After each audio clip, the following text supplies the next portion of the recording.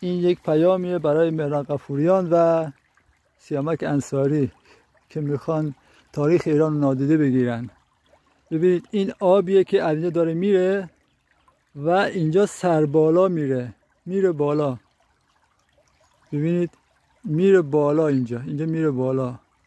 این تاریخ ایرانه آقای سیامک انصاری لامصب، آقای مهران غفوریان، این تاریخ ایرانه. ببین مهندسی باستانی ایران، به این میگن تاریخ، تمدن، فرهنگ.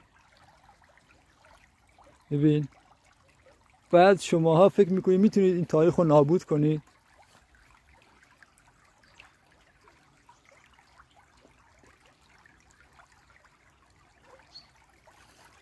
این به این میگن مهندسی. یک آب رو اینجوری مهندسی کردن که آب سربالا میره. مهندسی باستانی ایرانی به این میگن.